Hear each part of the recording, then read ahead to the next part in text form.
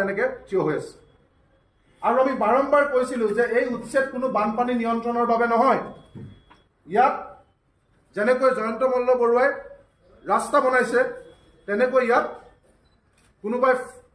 flat বনাব কোনোবাই ডাঙৰ ডাঙৰ ফ্লেট বনাবৰ কাৰণে ইয়াত এইবিলাক কৰিছে আমি বাৰম্বাৰ কৈছিলো অসমবাসী ৰাইজক আমি বাৰম্বাৰ কৈছিলো যে ইয়াত ফ্লেট বনাবৰ কাৰণে কৰিছে ইয়াত কোনোবা কাৰোবাৰ নিজৰ এজেন্ডা আছে চৰকাৰী মানুহ যোনে এইবিলাক কৰি আছে এতিয়া আমি আপোনালোকক এটা প্ৰমাণ দিব বিচাৰিছো আপোনালোক বলক আমি দেখুৱাম এটো হৈছে দলবাৰী একে শিলহাকুৰ পাৰৰ একে অঞ্চল ইয়াতো উচ্ছেদ কৰা হৈছিল দলবাৰী সম্প্ৰীতি পোষ্ট বাইলেন নম্বৰ 2 দলবাৰী ইয়াৰ কাষত এটো দেখিছেনে এটো হৈছে প্ৰটেক্ট প্ৰাইড হৈছে অশোক সিংগালৰ কোম্পানী অশোক সিংগালৰ পৰিয়ালৰ কোম্পানী গুৱাহাটী উন্নয়ন মন্ত্ৰী আমি বাৰম্বাৰ কৈছিলো অশোক সিংগাল আৰু নাৰায়ণ ডেকাই যে হেলিকপ্টাৰ লৈ মাটিবিলাক চাই ফুৰিছিল গুৱাহাটীৰ মাজমজিয়াত থকা মাটিবিলাক যে তেওঁলোকক লাগে আৰু এই মাটিবিলাকত যে এদিন তেওঁলোকে ফ্লেট বনাব আৰু ইয়াত যে ডাঙৰ ডাঙৰ ব্যৱসায় কৰিব তাৰ কাৰণে 1200 পৰিয়ালক উচ্ছেদ কৰিছিল ইয়াৰ প্ৰমাণ আজি আপোনালোকে চাওক আপোনালোক বলক এয়া সম্প্ৰীতি পথ বাইলেন নম্বৰ 2 দলবাৰী এটো হৈছে প্ৰটেক্ট প্ৰাইড আৰু প্ৰটেক্ট প্ৰাইডৰ ভিতৰৰ মই দেখুৱাইছো ফটো এইবিলাক এয়া চাওক প্ৰটেক্ট প্ৰাইড এয়া ডাঙৰ ডাঙৰ জেচিবি এয়া শিল বালি কেনেকৈ ডাঙৰ ডাঙৰ অট্টালিকা বনোৱা হৈছে একেই শিলহাকুৰ পাৰত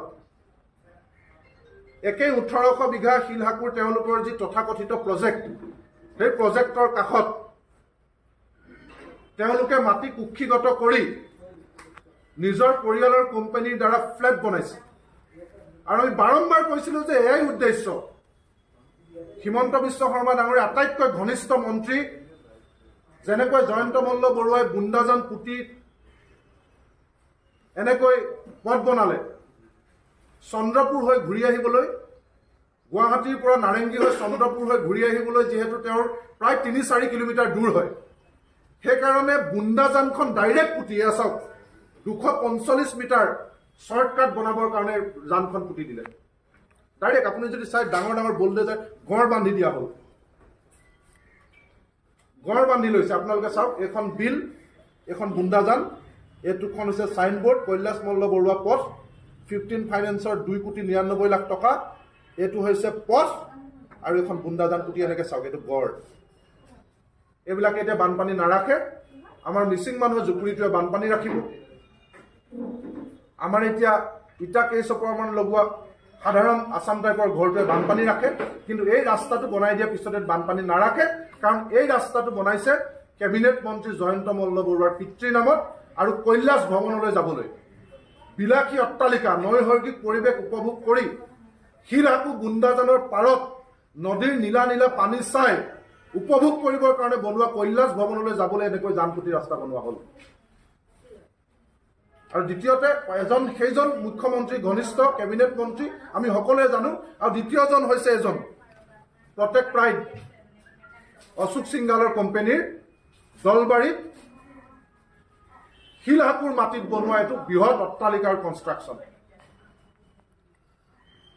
আৰু এইবিলাক দেখি শুনি সম্প্ৰীতিপথ এইবিলাক দেখি শুনি এতিয়া আমি অসমীয়া মানুহে থলুৱা মানুহে এতিয়া হাত হাপতি থাকি বহি থাকিবলগীয়া হৈছে আৰু জীৱনৰ কষ্টপাৰ্জিত ধনেৰে বনোৱা এটকা এটকাকৈ খুপি টকা হাসি কোনোবাই ৰং মিস্ত্ৰী কৰিছিল কোনোবাই 4th গ্ৰেডৰ PWD ইলেক্ট্ৰিক ইঞ্জিনিয়াৰ কৰিছিল কোনোবাই MR কৰিছিল বা মৃগেন ডেকাৰ নিচিনা মানুহ যিবিলাকে হট পথৰে গোটেই জীৱনটো পুলিচৰ চাকৰি কৰিলে টংকেশ্বৰ জয়ন্ত তামুলী টংকেশ্বৰ বনিয়া গৌতম সন্যাসীৰ নিচিনা মানুহ ইকবাল আহমেদৰ নিচিনা হট মানুহ তেওঁলোকে এতিয়া দুখ সহিব নোৱাৰি জীৱন দিব লগা হৈছে হৃদযন্ত্ৰ বিকল হৈ গতিকে আমি শেষবাৰৰ কাৰণে মুখ্যমন্ত্ৰীক কৈছো যে বিধানসভা চলি আছে 28 ফেব্ৰুৱাৰীলৈকে বিধানসভা চলিব আৰু এই বিধানসভাত আপোনালোকে সিদ্ধান্ত লওক যাতে আমাৰ উপযুক্ত ক্ষতিপূৰণ পৰিয়ালবিলাকক দিয়া হয় আৰু বিকল্প ঠাইত যাতে মাটিৰ ব্যৱস্থা কৰা হয় আপোনালোকে বহুত ভাগৰ ৰাজনীতি কৰিছে বহুত মানুহক প্ৰলোভন দিছে সেন্ট্ৰেল কমিটিৰ জৰিয়তে দালাল মেলি দিয়া হৈছে কিন্তু আপোনালোকে দেখিলে কোনো কাৰণত শিলহাকুৰ মানুহ বিভক্ত নহল আৰু কেতিয়াও নহয় শিলহাকুৰ মানুহ কেতিয়াও বিভক্ত নহয় কাৰণ এওঁলোক অনা অসমীয়া নহয় এওঁলোক বিদেশী নহয় যে আপোনালোকৰ লাঠি দেখিলে ভয়ত পলাব থলুৱা মানুহ খিলঞ্জীয়া মানুহ আজিৰ দিনটোতো যদি কাৰোবাৰ সন্দেহ আছে আমি আজিও প্ৰত্যাহ্বান জনাই কৈছোঁ 1200টা পৰিয়ালৰ এটা পৰিয়াল আপোনালোকে কওক যে কোনটো পৰিয়াল বিদেশী কোনটো পৰিয়াল অনা অসমীয়া সকলো অসমৰ বৈধ নাগৰিক সকলো অসমৰ থলুৱা মানুহ খিলঞ্জীয়া মানুহ এই মানুহবিলাকক টাৰ্গেট কৰি লোৱা হ'ল কিন্তু বদৰুদ্দিন আজমলৰ পৃথিৱী গ্ৰীণ ৰিজৱাৰা বদৰুদ্দিন আজমলৰ নামত থকা 29 বিঘা মাটি তাৰ আধা অংশ মাটি এতিয়াও সুৰক্ষিত হৈ থাকিল হিম্মত সিংকাৰ আইডিয়েল শিলভিউ এতিয়াও সুৰক্ষিত হৈ থাকিল বাৰম্বাৰ অশোক সিংঘালে কৈছিলে যে আইডিয়েল শিলভিউ আমি ভাঙি দিম জিঞ্জাৰ আমি ভাঙি দিম কি হ'ল কিয় সাহস নাই আৰু শেষত গৈ তাৰ কাষতে আপুনিও এটা ফ্লেট বনালে গতিকে পুনৰবাৰ কৈছোঁ বিৰোধী বিধায়কসকলকো আমাৰ দাবী যে আপোনালোকে 28 তাৰিখলৈকে যিহেতু বিধানসভা আছে আপোনালোকে এই কথাখিনি উত্থাপন কৰক বিৰোধী দলপতি দেৱব্ৰত শইকীয়াকে প্ৰমুখ কৰি কংগ্ৰেছৰ বিধায়কসকল আৰু ৰাইজৰ দল অখিল গগৈ ডাঙৰীয়া সকলোকে আমি কৈছোঁ যে আপোনালোকৰ দায়িত্ব বিৰোধী হিচাপে আপোনালোকেও এই প্ৰশ্ন উত্থাপন কৰক চৰকাৰক বাধ্য কৰাওক যে কিয় 1200টা পৰিয়ালক তেওঁলোকৰ ভুলৰ কাৰণে আমি মেপ দেখুৱাইছোঁ য'ত চৰণীয়া পথাৰ আছিল 73 চনত খাজানা দিছিল 81ত খাজানা দিছিল চৰকাৰে ৰাস্তা বনাই দিছিল পানী দিছিল কাৰেণ্ট দিছিল সকলো দিয়াৰ পিছত কিয় ভাঙি দিয়া হ'ল যদি আমি অবৈধ তেতিয়াহ'লে কুইনুজা কিয় জেলত নাযাব কিয় ৰাস্তা বনাই দিছিল অবৈধ পথত কিয় হিমন্ত বিশ্ব শৰ্মা জেলত নাযাব 2019-20ত কিয় ৰাস্তা তেখেতকো হত্যা কৰা হ'ল এইবিলাক মানুহ হত্যা কৰিছে আমি চৰকাৰক ক'ব বিচাৰিছোঁ যে এনকাউণ্টাৰ কৰি যেনেকৈ পোনপটীয়াকৈ গুলি মাৰিছে আৰু এইবিলাক মানুহ মানসিকভাৱে প্ৰথমতে হত্যা তাৰপিছত জীৱনৰ সকলো ৰাস্তা বন্ধ কৰাৰ পিছত তেওঁলোক মৃত্যুবৰণ কৰিছে গৌতম সন্যাসী বুলি কোৱা যিজন যুৱক তেওঁ 42 বছৰ বয়স হৈছিলে তেওঁ এই চিন্তাত যেতিয়া মাটি হেৰুৱালে ঘৰ হেৰুৱালে অসুখীয়া ভাতৃ আৰু মাতৃক ঘৰত থৈ তেওঁ গাড়ী খুন্দা মাৰি মৃত্যু হৈছে 42 বছৰ বয়সত গতিকে আৰু কিমান মানুহে জীৱন দিব লাগিব কিমানে আৰু ন্যায়ৰ আশাত যুঁজি ভাগৰি পৰি জীৱন দিব লাগিব আজি আমি চৰকাৰক এই প্ৰশ্নটো সুধিব বিচাৰিছোঁ গতিকে আমাৰ পোনপটীয়া কথা বহুত হ'ল আৰু বহুত ধৈৰ্য ধৰি শিলহাকুৰ মানুহ বহুত গণতান্ত্ৰিক হৈ দেখুৱালে বহুত সৎ হৈ দেখুৱালে চকুৰ সন্মুখতে এনেকুৱা অন্যায় সৎ জীৱনৰ কোনোবা মানুহে যদি ক'ৰবাত বানপীড়িত মানুহ আহি ইয়াত বহিছিল কোনোবাই সৰু কোম্পানী এটাত ৰং মিস্ত্ৰী কৰিছিল কোনোবাই ফ'ৰ্থ গ্ৰেডৰ চাকৰি কৰিছিল কোনোবাই ৰেষ্টুৰেণ্টত কাম কৰিছিল কৰি অকণমান পইচা নাখাই নবৈ গোটাই তাত মাটি কিনিছিল চৰকাৰে উৎসাহিত কৰিছিল কুইনুজা ডাঙৰীয়ানীয়ে 2019-20ত ৰাস্তা বনাই দিছিল পানী দিছিল সকলো দিছিল 2008 চনত the Guwahati water bodies preservation and conservation act অনাৰ পিছতো চৰকাৰে কোনো ধৰণৰ ফিজিকেল ডিমাৰ্কেশ্যন দিয়া নাছিল একো দিয়া নাছিল সেইকাৰণে মানুহ তাত বহিছিল কোনো ধৰণৰ ফিজিকেল ডিমাৰ্কেশ্যন কোনো চাইন বৰ্ড ইয়াত বহিব নোৱাৰিব বা বহা মানুহক জাননী একো দিয়া নাছিল যুগ ধৰি বহি আছিল মই আপোনালোকক এখন মেপ দেখুৱাইছোঁ এইখন আমি ৰাজহ চক্ৰ বিভাগৰ পৰা আনিছোঁ এই মেপখন যদি চাই আপোনালোকে বুজিব এয়া চব এইটো আপোনালোকে যদি জুম কৰি দেখায় এইটো শিলহাকুৰ এয়া চব এখন পুৰণি মেপ এইবিলাক চৰণীয়া পথাৰ ইয়াত ক'ত বিল আছিল সৰু এটা নলা বৈ গৈছে সৰু কেইফুট মানৰ আৰু বাকী এইবোৰ চব চৰণীয়া পথাৰ শিলহাকুৰ এই গোটেই অঞ্চলটো এইবিলাক যে দেখিছে চৰণীয়া পথাৰ মানুহে খেতি কৰিছিল আমি বাৰম্বাৰ কৈ আছোঁ তাত খেতি কৰা মানুহৰ ৰচিদ আমি ইখনৰ পিছত সিখন ৰচিদ চৰকাৰক জমা দিছোঁ তাত যে মানুহে খেতি কৰিছিল এইবিলাক খাজানা ৰচিদ 78ৰ 76ৰ মানুহে খাজানা দিছিল এই ৰচিদবিলাক আমি চৰকাৰৰ ঘৰত বাৰম্বাৰ জমা দিছোঁ যিমানবাৰ আমি GMDলৈ গৈছোঁ সকলো জমা দিছোঁ এইবিলাক খাজানা ৰচিদ 2008 চনত আইন অহা পূৰ্বৰ মাটি বিচৰা কবুলা ফৰ্ম সকলো আৰু মেপখন আমি ৰাজহ চক্ৰ বিভাগৰ পৰা পাইছোঁ এখন চৰণীয়া পথাৰ আছিল মানুহ বহিছিল নদীৰ পাৰত মানুহে খেতি কৰিছিল আৰু চৰকাৰে কোনো ধৰণৰ বাধা দিয়া নাছিল তাৰপিছত কেনেকৈ ৰাস্তা বনালে এইবিলাক আমি দেখুৱাইছোঁ আকৌ মনত পেলাই দিব বিচাৰিছোঁ 2019-20ত PWD মন্ত্ৰী হিমন্ত বিশ্ব শৰ্মাই চহী কৰি ৰাস্তা বনাই দিছিল 2019-20ত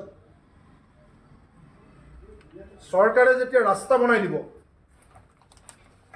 কুইনুজা ডাঙৰীয়ানীয়ে যেতিয়া এনেকৈ এয়া আপোনালোকে চাওক 2019-20 MP কুইনোজা এয়া ৰাস্তাৰ যেতিয়া আধাৰশিলা স্থাপন কৰিব স্বয়ং মুখ্যমন্ত্ৰীয়ে যেতিয়া এনেকৈ ৰাস্তাৰ চেংচন কৰিব তাৰপিছত কিয় মানুহ নাযাব মানুহ গ'ল বহিলে বহাৰ পিছত এতিয়া সেই মানুহবিলাকে প্ৰথমতে এটা জুপুৰি ঘৰ তাৰপিছত কেইচপৰামান ইটা লগা ঘৰ তাৰপিছত মানুহে যেতিয়া চাকৰি কৰি ৰিটায়াৰমেণ্ট পালে এই ঢুকুৱা মানুহ চব SI কোনোবা 4th গ্ৰেডৰ চাকৰি কোনোবা ৰং মিস্ত্ৰী কোনোবা মেডিচিনৰ MR সেই মানুহবিলাকে এতিয়া মৃত্যুবৰণ কৰিব লগা হ'ল গতিকে চৰকাৰক আমি শেষবাৰৰ কাৰণে কৈছোঁ এই যে 5জন মানুহে জীৱন দিলে 5জন মানুহক যে আপোনালোকে আওপকীয়াকৈ হত্যা কৰিলে আৰু শিলহাকুৰ 1200টা পৰিয়াল কিমান মানুহে আৰু জীৱন দিব লাগিব ন্যায়ৰ আশাত যুঁজি নিজৰ মাতৃভূমিত কিমানে জীৱন দিব লাগিব আমি বাৰম্বাৰ কৈছিলোঁ যে একেই শিলহাকুৰ সংলগ্ন আপোনালোকে আজি চাওক শিলহাকুৰ সংলগ্ন বুন্দাজান হোমেন বৰগোহাঁই ছাৰে এখন PILৰ জৰিয়তে বুন্দাজানকো শিলহাকুৰ লগত সংলগ্ন কৰি জলাশয় হিচাপে কৰিছিল তাত এখন বুন্দাজান শিলহাকুৰ সংলগ্ন এইটো পথ এই পথটো কোনে বনাইছে চাওক কনষ্ট্ৰাকশ্যন অফ কৈলাশ মল্ল বৰুৱা পথ near Maria public school length 245 metre 2,99,52,000 টকা instalment of 5th finance commission for the year of 2020-21 Kailash Malla Barua হৈছে জয়ন্ত মল্ল বৰুৱাৰ কেবিনেট মন্ত্ৰীৰ পিতৃ জয়ন্ত মল্ল বৰুৱাৰ পিতৃৰ নামত 245 মিটাৰ পথ 15 ফাইনেন্সৰ পইচাৰে 2,99,00,000 টকাৰে এই ৰাস্তা বনাই দিয়া হ'ল এই ৰাস্তা এতিয়া কমপ্লিট এই বুন্দাজান পুতি কেবিনেট মন্ত্ৰী হোৱাৰ কাৰণে তেওঁলোকে ধুনীয়াকৈ পুতি ল'লে ৰাস্তা বুন্দাজান পুতি ৰাস্তা বনাই ল'লে এইবিলাক একো অসুবিধা নাই তেওঁলোকে পাৰে আৰু এখন মই আপোনালোকক ফটো দেখুৱাইছোঁ